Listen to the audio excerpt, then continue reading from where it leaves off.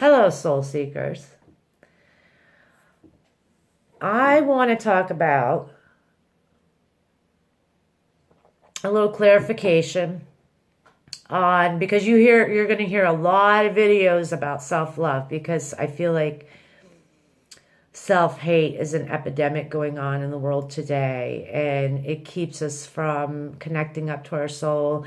It keeps us from um, living our highest soul purpose. It keeps us from joy. It keeps us from enjoying the moment. It keeps us from so many things. So, because you're going to hear me talk about self love a lot, and I've had this brought up to me before, that's why I thought I'd make a quick video on it. Is what is the difference between ego and self love?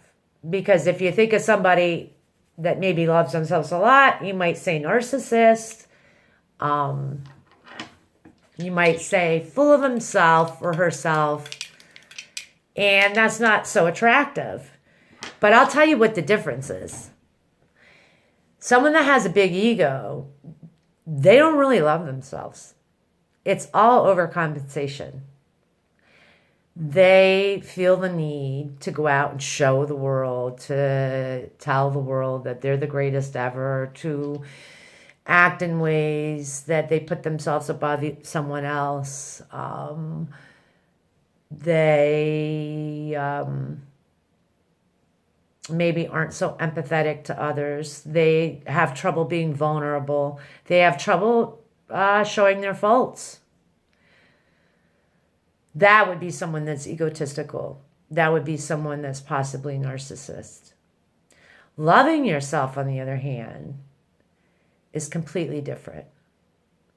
When we love ourselves, we don't need to tell anybody else because, first of all, we know not to validate ourselves from other people. And I'm going to do a whole another video on validation because that's part of where we get in this problem of not loving ourselves, as we look for that loving validation from other people. And even though they can give it to us from time to time, there's lots of times that they take it away as well. So loving yourself has to come from self-validation, from trying your best and forgiving yourself for your faults and working on them to the best of your abilities.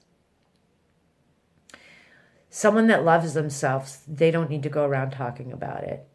Someone that loves themselves loves others and knows that we're all equal. We're all equal.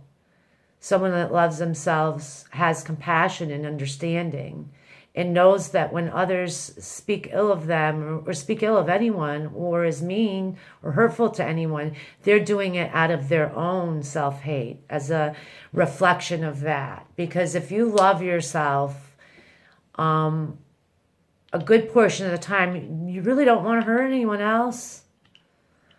There's no desire to do that. That's done usually to make yourself feel better about yourself when you don't feel that great about yourself. Any bully that you've ever seen bully is because they're getting bullied at home. Somebody's treating them bad.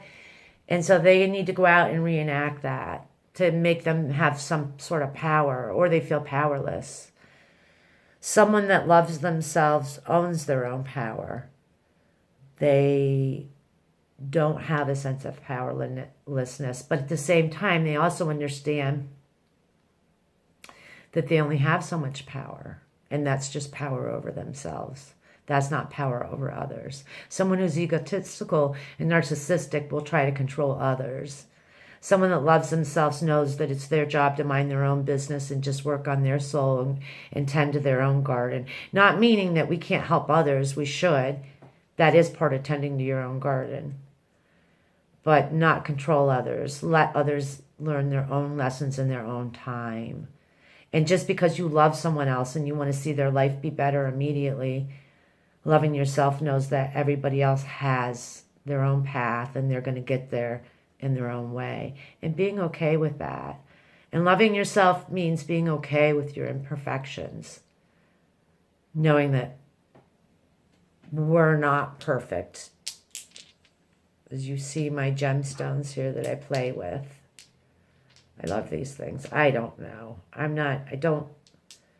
I study them a little bit, so I'm not an expert in them, but, and whether it's just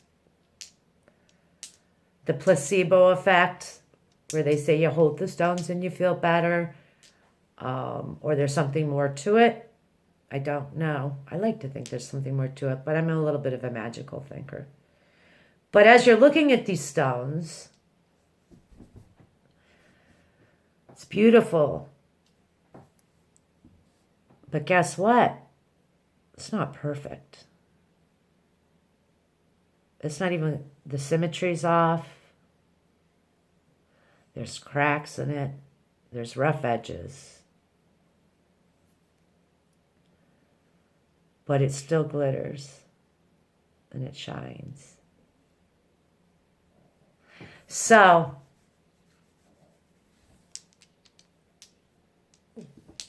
this one too, I don't know if you can see it, but there's a big crack in the middle of it, but it's still beautiful.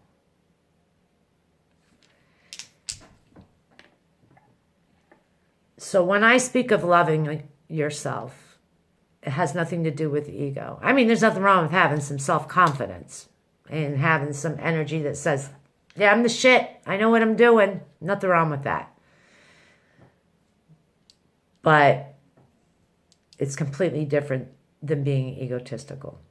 And I just wanted to make that clear because I'm sure there's people out there, and I've even had people tell it to me as I've discussed this with them.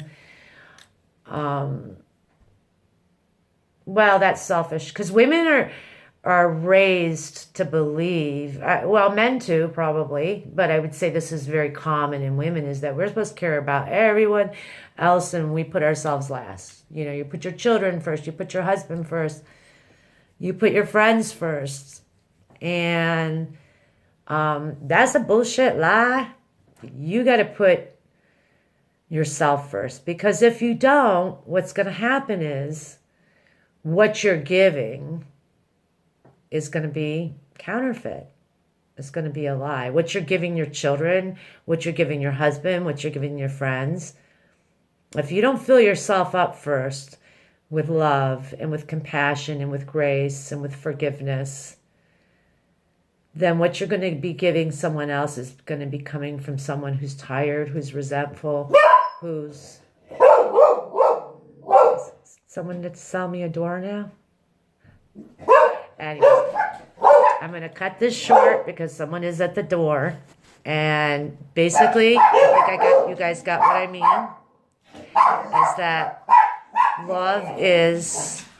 loving yourself is not about ego. And I hope you have a soul-inspired day. And I encourage you, because my dogs are going to really start barking now, I encourage you as a challenge to start working on loving yourself. And that doesn't mean having a great big ego. Thank you.